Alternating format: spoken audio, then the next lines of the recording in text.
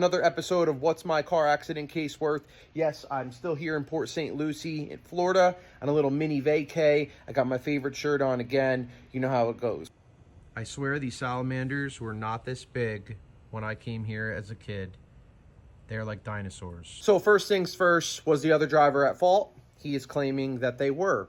And not only were they at fault for rear-ending him, but they were drunk. Anytime someone causes an accident and they're drunk, that's immediately going to encourage the insurance company to put a little bit more on the table as an offer because they don't want to have to defend this guy. I swear he's looking right at me now. It's like, what the heck, bro? What do you want?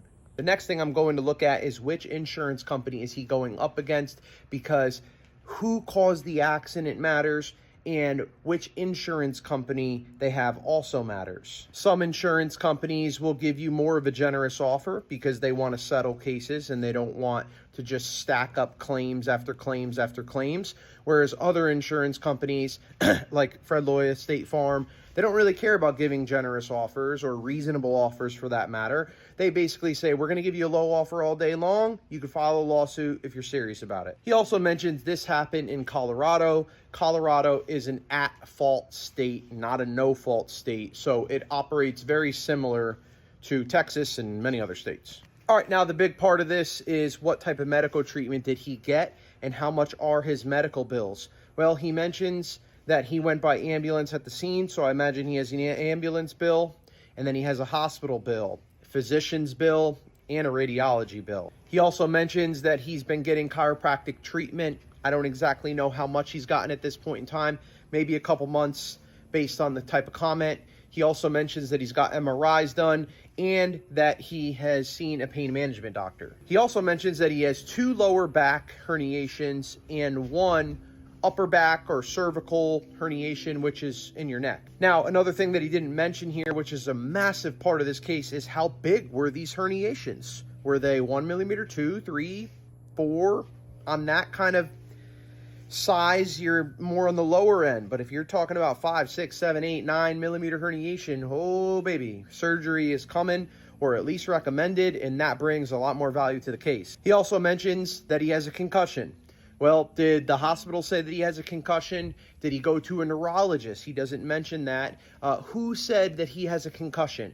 And if he does have a concussion, what type of medical treatment did he get for this concussion? Because you could do something called TBI treatment, which is a traumatic brain injury treatment. This type of treatment is very expensive, and therefore it brings more value to the case if you have to go and get this type of treatment. I don't know if he did or not. He does mention that his car was totaled, which, again, the property damage claim is something separate from the injury claim. But if your car is totaled, that creates shock factor, which usually encourages insurance companies to be a little bit more generous with their offer because of how bad the accident looks. I don't know how much his hospital bill is. That's important here. But let's just say $1,000 for ambulance. We'll say on the low end, $5,000 for the hospital with the radiology and physicians included. So that's $6,000. Maybe the chiro is around 3 or 4, so he's around $10,000. He got a couple MRIs, so maybe he's now up to around $15,000.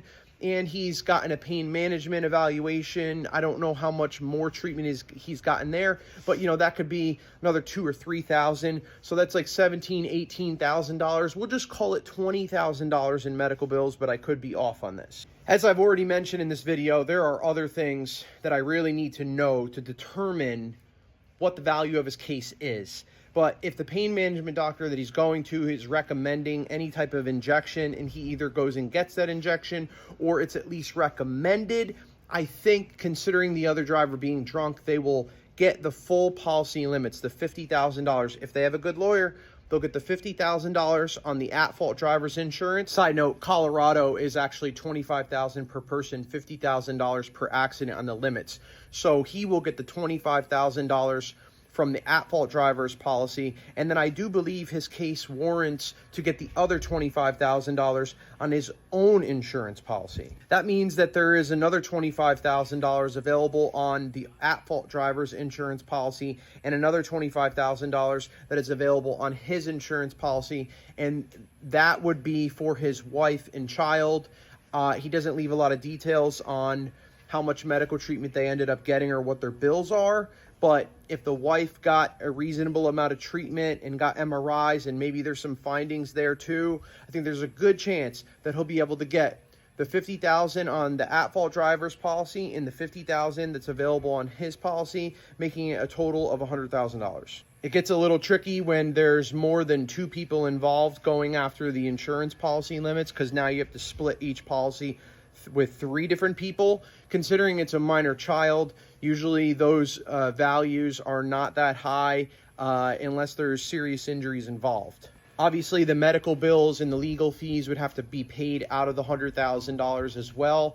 And you guys could go on and on about how it's unfair that the lawyer takes, 33.3% of the case. But I'm telling you right now, as long as you have a good one on your side, you're always going to be walking away with more money in your pocket and more medical treatment covered than you ever would on your own. I see it time and time again and get phone calls all day long about people that tried to handle their cases on their own. They didn't have the right conversations with the insurance company.